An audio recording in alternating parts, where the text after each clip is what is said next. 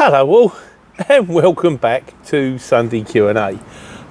First thing to say, of course, is Merry New Year! Beef jerky. That's one for David Crisps. I hope we all had a lovely Christmas and a nice break and all that. And now we're here in 2003. Apparently it's 2003 because according to Adam Connell and Steve Campbell, was this recorded 20 years ago? I was only 19, and London Creative says, good luck in 2003, Pete. You enjoy Girls Aloud, Sound of the Underground, UK's #1. I actually quite like that song. Yes, so I probably shouldn't have said it wrong in the last video. You do make mistakes, and sometimes when you're playing back, I could put little notes up to say I made a mistake, but I kind of think you know what I'm talking about. I'm sitting there, it's not actually that cold, but I've had haircuts. Look at that, tidy. I got it from the bus, you know, the one over South Mims. Nice guy. He's very cheap, did my beard as well, but it's a bit short. I've got to be honest with you, I start to look a bit like, with my hair's too short, I start to look like more than a passing resemblance to Wallace out of the wrong trousers, but it'll grow back. Well, bits of it will. What else? So, I've got to confess, I did go a bit dipsy diver over Christmas. I thought sometimes before I might have recorded videos to go out, and I kind of got the nearer Christmas and I went, I'm going to stop. I'm going to have a bit of time off. I'm just going to have a little bit of a break. And it's when you have time to stop and reflect. And I kind of realised it takes an awful lot of work, this stuff, more than you would expect. So I thought I'm just going to have some time off, but I'm back now. So what we got to look at? So for the new year, things for the new year, I decided to revamp the dash in the van because I've got a tablet which I bought before I bought the fabulous foldy phone, so that I had a little phone and one big phone. I thought I'm going to put the two of them together. Going to use the tablet for the double sat nav, going to use the phone for the exchange and the incoming phone calls and the messages and all that kind of stuff. Quickly kick that one into touch because you kind of realise that to try and get two Bluetooth things to connect, it's not worth the trouble. I'm over-engineering a problem. The fabulous foldy phone does it. What else we got? New boots. Christmas present. These were the old boots. Remember these? These were the Boondocks. I think I've told you before, I repaired the soles. You might be able to see that. This stuff is Stromshaw. You inject it in, but eventually, even with the best will in the world, I mean, they don't owe me any money. They've lasted me about over 2 years. So, Christmas present this year. Da da da da da da da. Timberland Pro ballast. So, we'll have a quick look at these. Unboxing. This is me opening the box over there. They're kind of booty. They haven't got the same front as the old ones. They've got this funny thing on the front of them. These are, but they are composite steel, composite toe. Don't need that. Just makes you look like a clown. 8-inch, 6-inch usual. They've got the anti-static wearing sole thing. This is really good. On these ones, it's really good. On this one, can I get it out? Preparation, good, wonderful TV as usual. It's a bit shock absorbery. I don't know if it's as good as the ones that are in these, but these got exorbitant. Unless you live in the States, you've got to have them chipped in. They're silly money. Whereas, so I'm going to give these a go. At the moment, I'm still in the what are they called? Let's get my pen. I'm still in the Helly Hansons. We've done one on best work boots, haven't we? Really, because it's not super warm. So I'm going to stick with the Helly Hansons for as long as I can, and then which will go into the Timberland Pro ballast, and I'll let you know how it goes. In fact, it's not that cold. It's like 10 degrees. It's not really that cold, and sometimes the Timberlands get a bit warm because they are super duper ultra warm boots, but I still want to get some wear out of them. They're not dead yet. So before we go into the brand new ones, we're going to stick with that. And thirdly, 2023, what do we hope to achieve? I thought this would be good. I wonder if you guys will do this. Stick it in the comments if you like. So, since I started, it started me in a Luton van, then me in a Luton van with Al, then the very ill, then the Van Gogh network, the very ill-fated Van Gogh network, then the COVID, then lorries, then the 7.5 tonne, then the 18 tonnes. We're now up to 5 18 tonne. I'd like to hope that by the end of the year, I'm up to 6 to 18 tonne trucks, and I'm out of trucks full time. That doesn't mean I'm out of trucks. Still want to be in trucks. I'm not an office person, but I fancy flicking around a bit. Sometimes doing the mechanics, sometimes doing the shipping, sometimes doing the filling in for the drivers when they're on holidays, doing the MOTs, doing new business. I might be able to incorporate the whole profusion, the whole plethora of the exchange, but we'll see how it goes. That's what I'm hoping to achieve by the end of the year. Al seems to reckon I could be out on 5 lorries in the next 3 months, but I can't see that.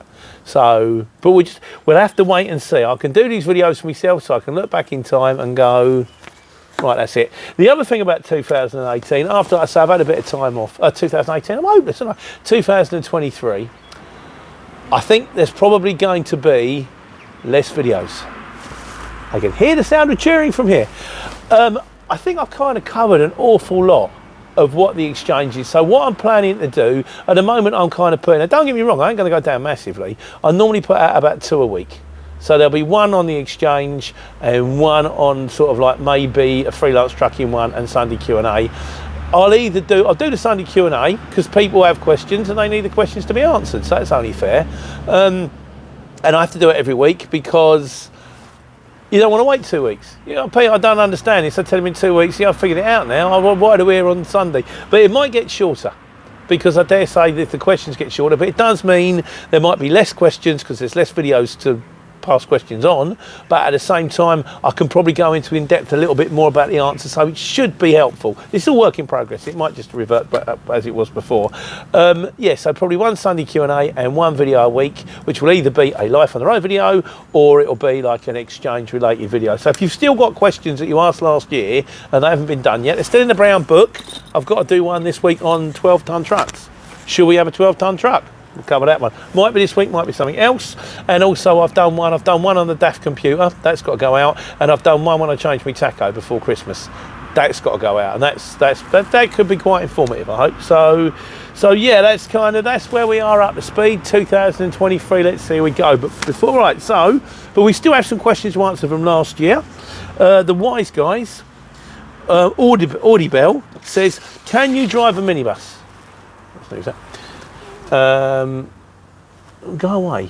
Something that's just there, it's gone. Can you drive a minibus? I can. I don't know. On the back of my licence, I believe I've got granddad rights, so I believe I can drive a minibus because I can drive any vehicle up to 3.5 tonne. And in fairness, now I passed my other test, but I'm not sure because I know that if you pass your test in a lorry, it's not the same as passing your test in a bus or a coach. That's a separate test. So is it the case that I could drive a minibus, but I can't anymore, and now I have to do an LGV or a certain minibus test? So as we're putting this one out to the wise guys, I know I can drive one.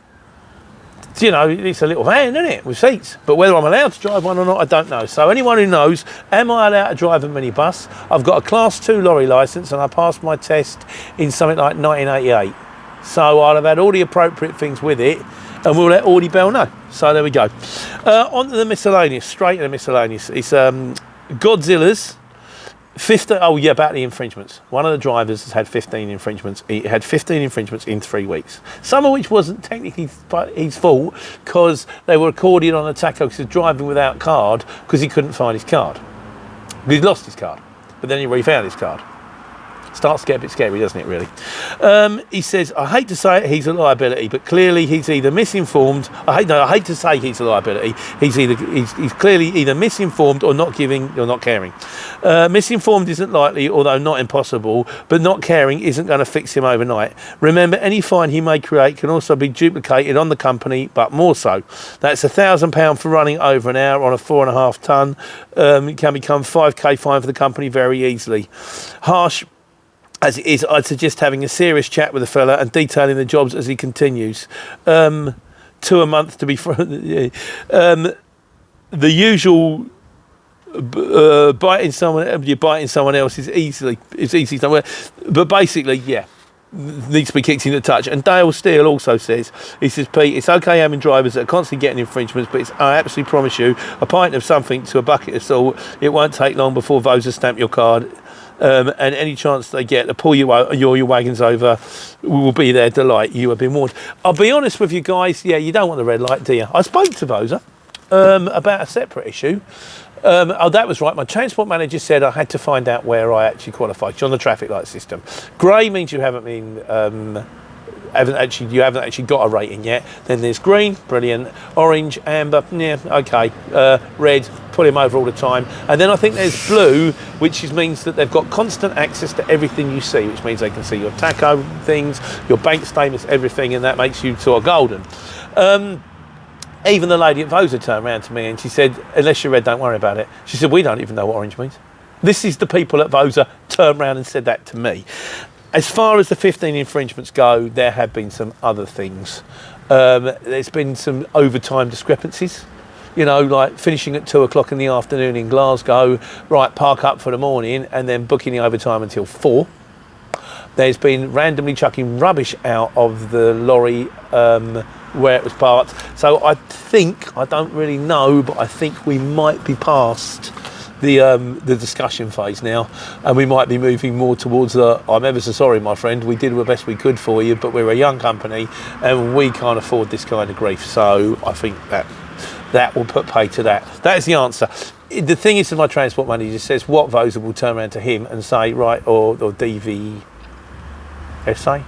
DVLA will turn around to him and go, right, what have your company that you represent done about this driver? And we either turn around and say, well, we've actually brought him into gear and we brought him down from 15 infringements to no infringement, or we go, we had to get rid of him. And the latter's looking like, sorry, easy. More from Godzilla's. Ah, yes, right, now, this is, remember, we got the Courier Driver Awards 2023 here.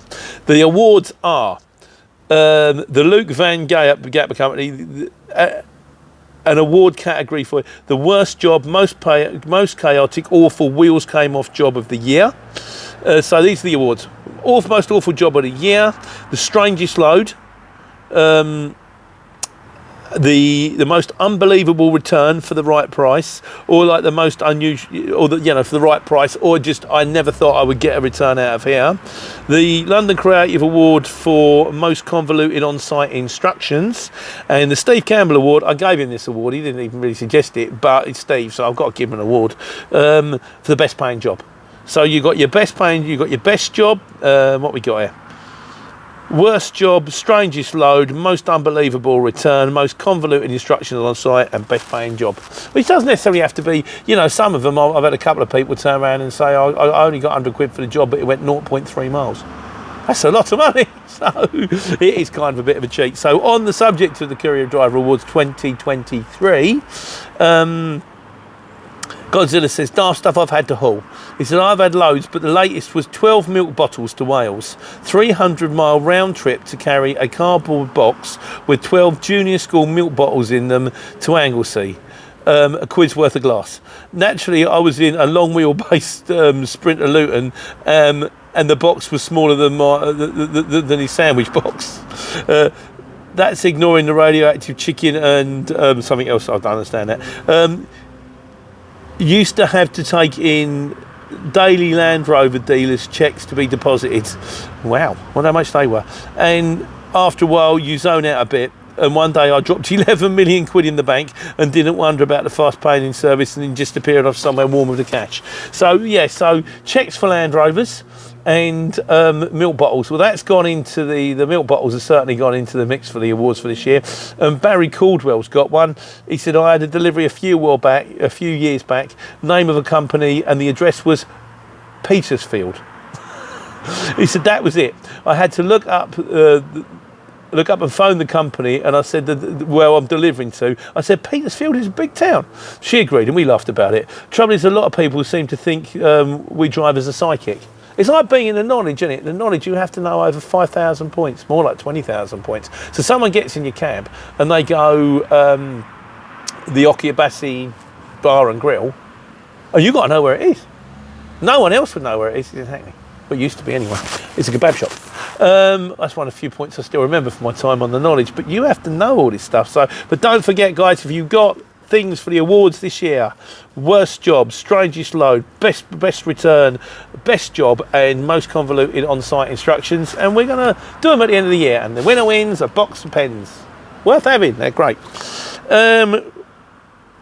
Dale Steele says, he said, in my experience, we talk about best areas to run in. The best area for running a transport company is West Yorkshire. You've got loads of big cities, plus Manchester is 35 minutes one way and Sheffield 35 minutes the other. London you would assume would be similar, but it's not. It's terrible. The thing about London is the competition is fierce, and you never get anywhere fast. If you've got to go into the centre, you never get anywhere fast. I tend to avoid it if I can. Cold as he says, oh right, now this is one on Road Warrior. You know, I did Road Warrior and I've done Circuit. I got sponsored for doing Circuit, but I'll still say I still think Circuit was the best. I personally found it the best user for anyone out there. He says, no offence, but he watched the video. That was an absolute abomination of how to use Road Warrior. It can be finicky with predicting stop, but I find once you've done the same stop a couple of times, it remembers it, and you can also voice them in just as easy as you did with Circuit. I find that if you pinch and zoom on a map in an area you're delivering, Road Warrior works much better at predicting the address you're trying to type voice in. I want to give Circuit a try, but I'm so used to Road Warrior, it rarely lets me down. That's fair enough. I mean, I was never Mr. Multi-Drop. I don't do that many multi-drops. In the lorry, you do even less than in a van. It's more aimed at the Amazon mob and all that kind of stuff, and I think they might have their own system. But I did it a little while ago, probably quite a while ago, and it probably could use a revisit. I will say, I'll stand by what I said. I found the Circuit easier to interface and nicer. It was dearer. If you're using it all the time, I think it's worth the dough. If you're not, and also if you're doing less than 10, it's free. If not, I mean, give Road Warrior a go by all means, but I tend to try to make videos about the stuff that I know what I'm doing, and this is something I don't use very often. So I'm going to leave you guys to it, and you can let me know. Ahmad Mustafa says, Happy New Year, Pete. He said, Happy New Year, mate. He says, I'm looking to getting into my Transport Manager CPC course. Any guidance? Once again, I've not done my CPC. I did mine online. I did all my CPC stuff online, you know, sort of driver's hours and health and safety and all that kind of stuff. I haven't done not my CPC, I haven't done my Transport Manager. If I get out of the lorries in the next 3 to 6 months' time, it's something I will consider. Just because I will consider doing my Class 1. I don't need to, I just want to do it. I'll consider doing fork truck training. I can drive a fork truck, but I'd do it, you know, get the license and all that. Once again, I don't need to. It's just not. One of the drivers at one of the sites I was talking to yesterday, he said, I'm of the belief that it's better to have it and not need it than need it and not have it. And if I've got the time, I've got the dough, I might give it a go. So there we go. And finally, in conclusion this week, Addy the Real Slim Shady says, what I do in January is catch up on your videos, Pete, as I was busy the month before Christmas. Addy, I'm pleased you was busy the month before Christmas. The lead coming back has been tough. I came back on the Wednesday. I had a good day Wednesday, I was surprised. Thursday, one job, but picked up for dropping off this morning. It's Friday today. This morning, dropped off in Gillingham, come back, nothing. But I kind of expected that. I kind of think it will start to kick back into gear properly next week, and then slowly but surely build up towards April, when hopefully we'll be back up to speed. By which stage I will be in the new boots. And I'll let you know what they're like. So, like I say, guys, expect slightly less videos. I think I don't know if I'm overloading it. You end up, the problem is also I can be slightly more selective about the questions, because sometimes I end up getting asked the same question twice and you're just repeating yourself. And nobody needs me to repeat myself. No one needs more me, least of all me. So I think we'll be aiming for one a week plus the Q&A. We'll see how it goes. I hope that's okay. Let me know what you think. Let me know if that's kind of acceptable and all that kind of stuff. And of course, if there are urgent questions, I'm not going to drag it out. I will get it on. So, what you can look forward to, if that's the right phrase, you